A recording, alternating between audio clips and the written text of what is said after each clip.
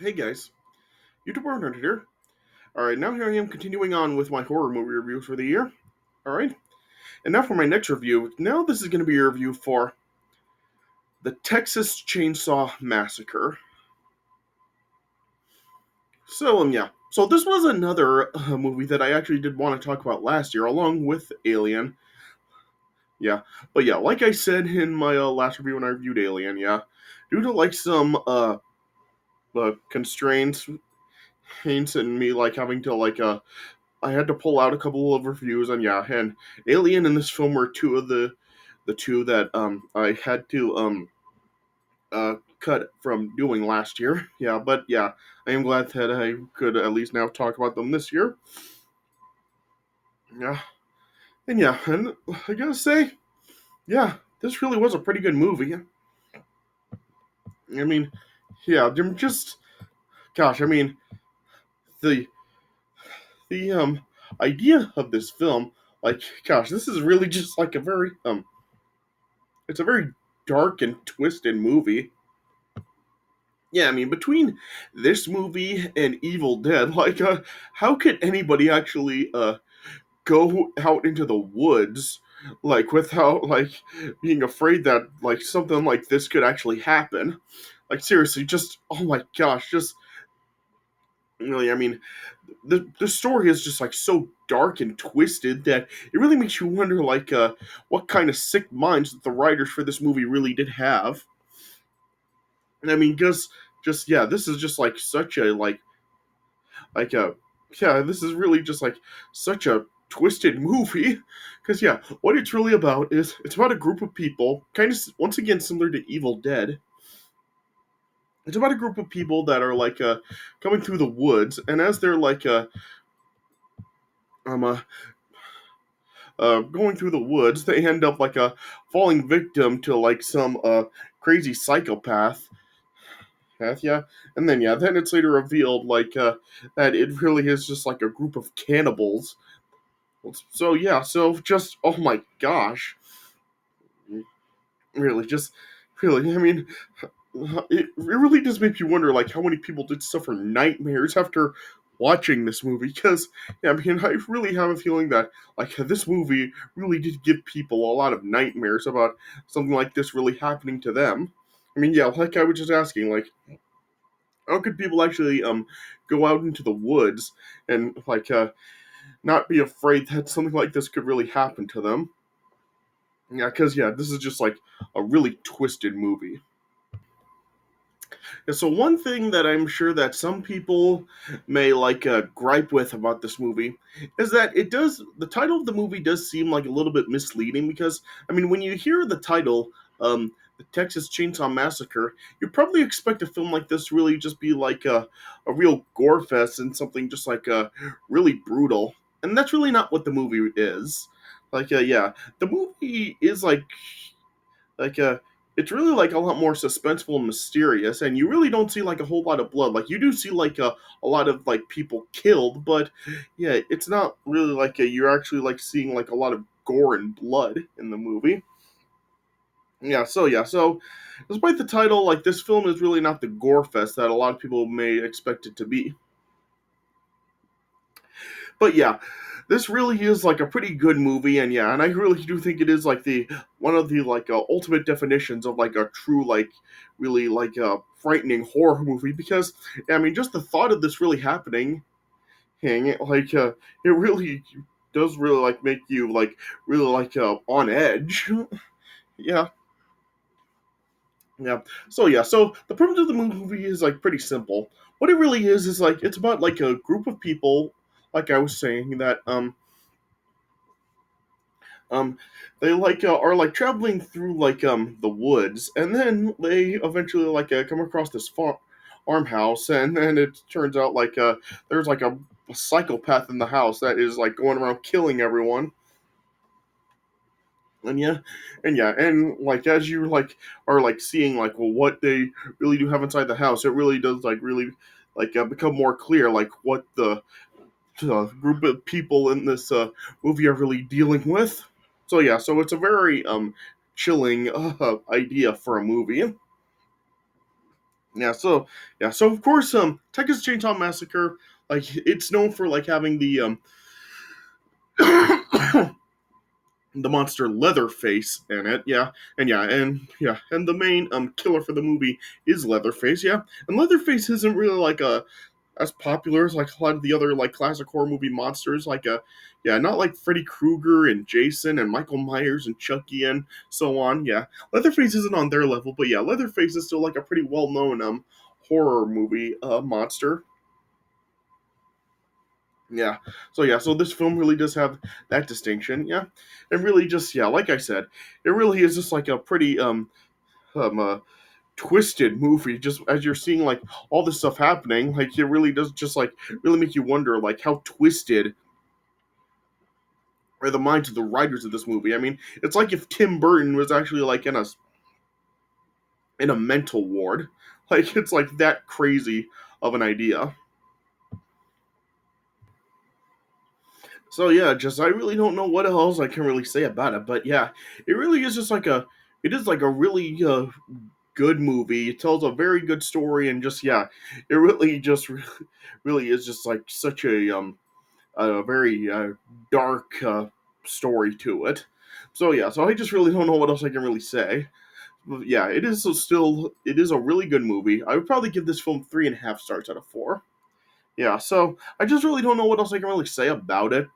So yeah, so I guess I'll just talk a little bit about the premise of the film. Yeah, so the movie opens like with an opening text with a narrator, kind of just like saying like what we are really like about to see, and this opening text kind of like is like suggesting that like this is actually based on a true story, but it's really not. Like yeah, this movie isn't actually like based on like a an actual event. What it really all it like really was like based on was like it was sort of like based on the crimes of like the murderer Ed Gein. Yeah, but yeah, this movie really is like really like largely fictional. It's not really like actually based on like a real life event that did happen. Yeah, yeah. Then like we hear like the story on like August 18th, 1973, of like this grave robber that's apparently been stealing like remains from a cemetery near New Muerto County, Texas. Yeah, and it shows how like there are these like there's this like corpse that is like tied with like other body parts on a monument, which is like a display that's discovered by like some like a local resident. It's the Sunrises.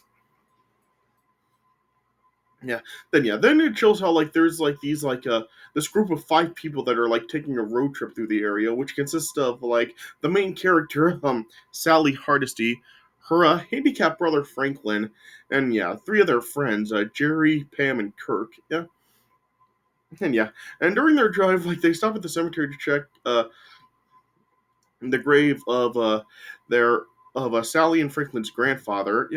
Then as they like end up driving past a slaughterhouse, Franklin then like is like recounting like their family history with animal slaughter. Yeah. Then they eventually come across a hitchhiker that they pick up, and yeah, the hitchhiker was like telling them how like his own family also has had experience with some animal slaughter. Yeah. Then like it shows how like he's like not all there, and he seems like really to be like kind of like sort of a unstable like uh lunatic. Yeah. Yeah. He then like is like a wanting to take a photograph, but nobody is like wanting to pay him for it. Then like all of a sudden he just ends up like snapping, and then he ends up like attacking Franklin by like slitting his wrist. Yeah. Then like they eventually ended up like kicking him out of the van, but then he ended up like smearing some sort of symbol from blood on the side of the van. Then as they like stopped off at a gas station to um to um uh, for to fill up. The proprietor like told them that there isn't actually any fuel available until like later on that afternoon. So yeah, in the meantime, then the group then decided to just like explore or the area, and then they eventually came across like this abandoned house that's actually owned by Sally and Franklin's family.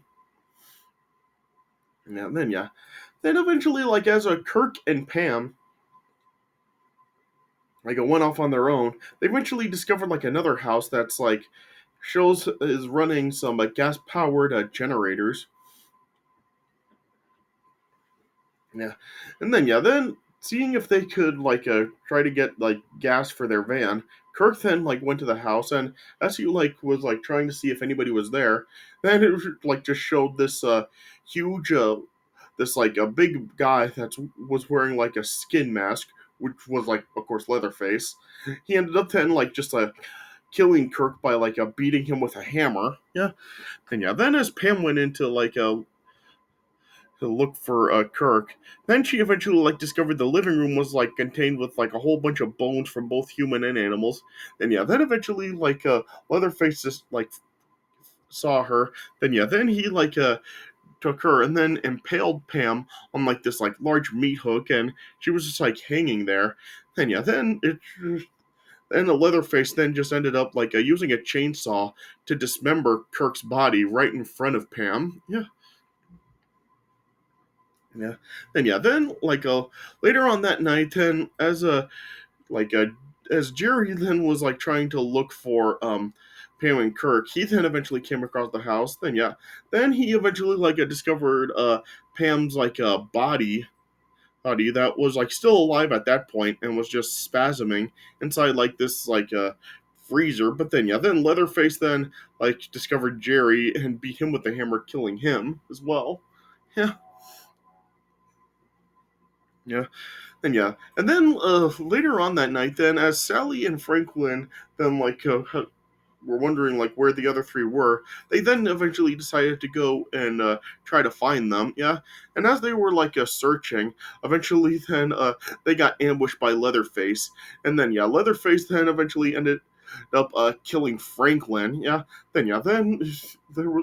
Leatherface then just ended up chasing Sally through the woods. Eventually, to the house, and then yeah, then as Sally was just still trying to run from Leatherface, she eventually ended up discovering these two rotting corpses of a man and a woman. Yeah, and yeah, then eventually then Leatherface then ended up chasing Sally to the gas station, but then yeah, then when Sally arrived at the gas station, Leatherface just disappeared. Yeah, then the proprietor then was asking Sally what was going on, and as she was explaining, Sally was just freaking out.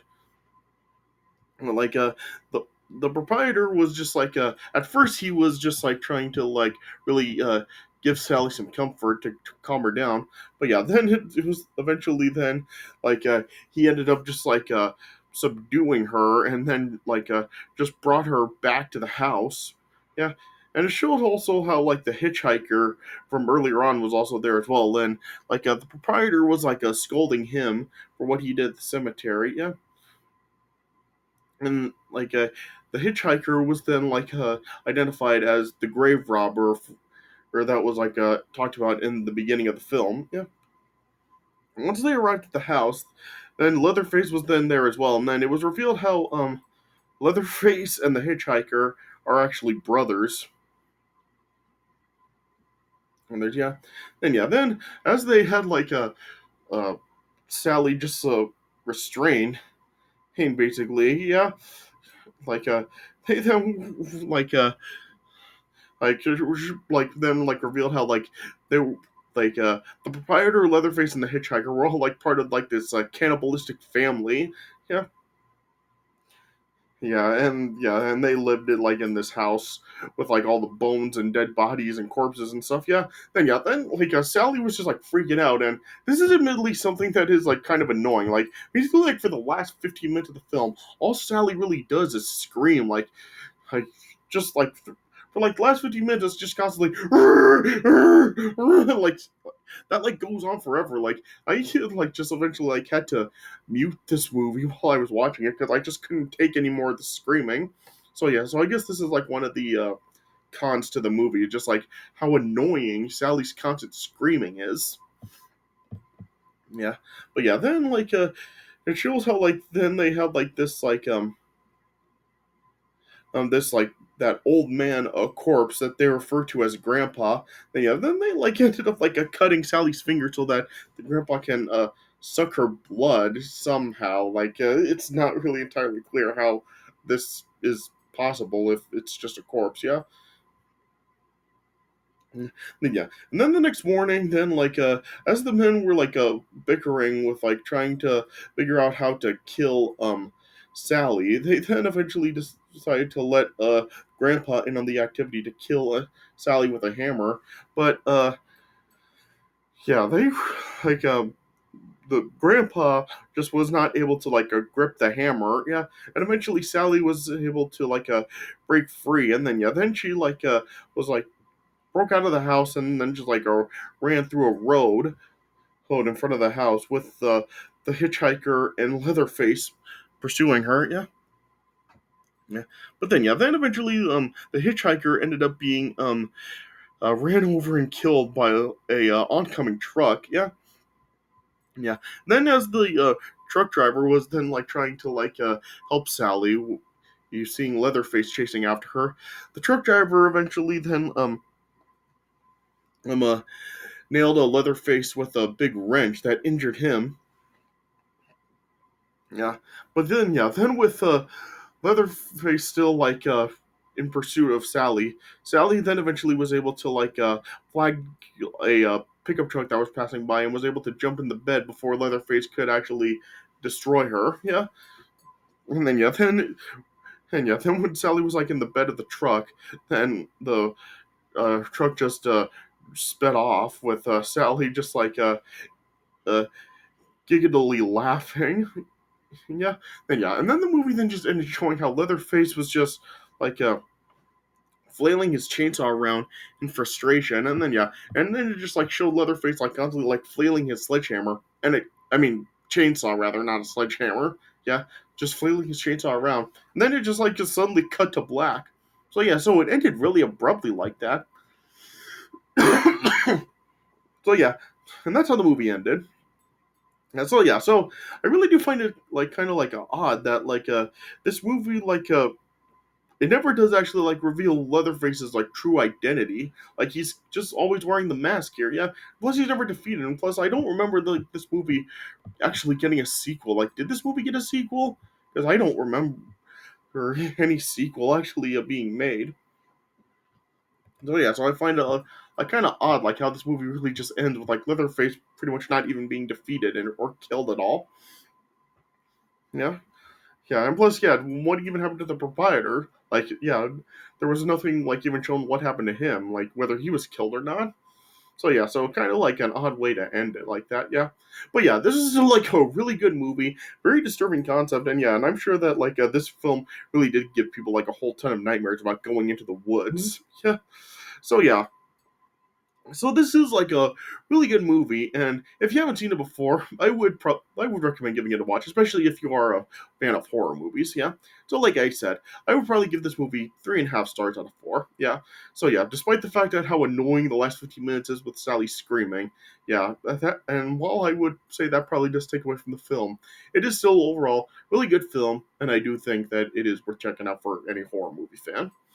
All right. So yeah, so I guess this is the best way I can put it. Alright, so yeah, so this is my review of the Texas Chainsaw Massacre. So I hope you guys enjoyed what I had to say about this film, yeah. And stay tuned for more of these horror movie reviews coming all through Halloween. Alright, so I hope you guys did enjoy this review, so thanks for watching, and I'll see you guys later.